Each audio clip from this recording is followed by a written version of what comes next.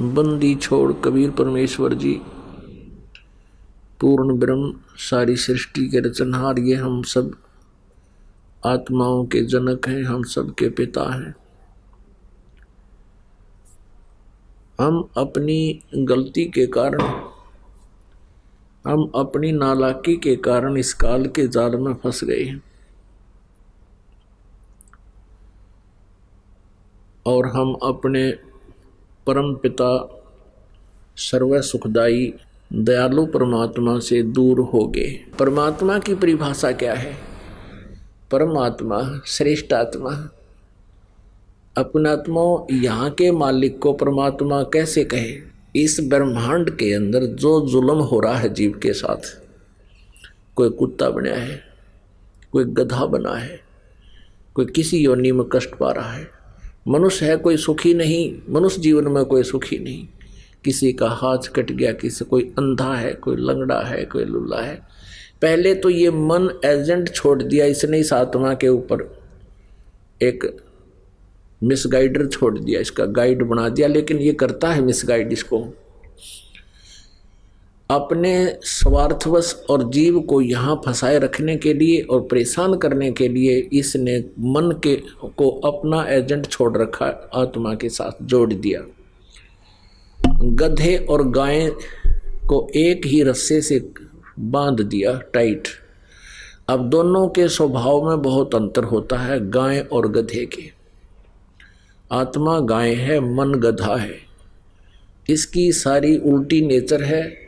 आत्मा की नेचर इसके विपरीत है। वो सीधा साधा अपने अच्छे काम करना चाहता है, परमात्मा भक्ति चाहता है। तो पहले तो ये मन सारी बकवाद करवाता है। देखो भोजन कितना सुंदर आहार है, खाना बनाओ, रोटी बनाओ, हलवा बना लो, पूरी बना ले, कचौरी बना ले, सब्जी, दही, बड़े, किशमिश, काजू, सेब, संतरे, कितने सुंदर आहार है। लेकिन इसने कर्म बिगड़वाने से मतलब है बीड़ी पी होगा।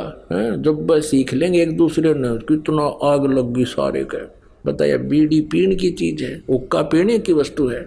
और ये मांस खाते हैं, एक जीव को मार के, अंडे फोड़ के खाते हैं। अंडे का अंदर से निकला हुआ वो पदार्थ, उसको देख के भी उल्टी गिर जाए, ऐसा गंध है उसमें, और उसको मुंह का लाकर फोड़ के पी जाते हैं। और तेरा गजब है। तो ये मन सारे कुक्रम करवाता है, सुक्रम नहीं करवाता। और फिर जैसे कोई चोरी करता है, कोई डाके मारता है, कोई हत्याएं कर देता स्वार्थवश पैसे के लालच में, और फिर उसको भोगने पड़ते हैं।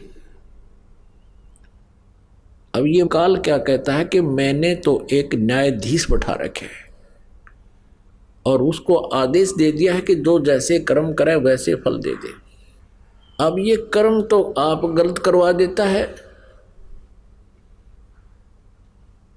और फिर सजा का पात्र प्राणी खुद होता है। तो जिस कारण से यहाँ कितना कष्ट हमारे ऊपर आया हुआ है।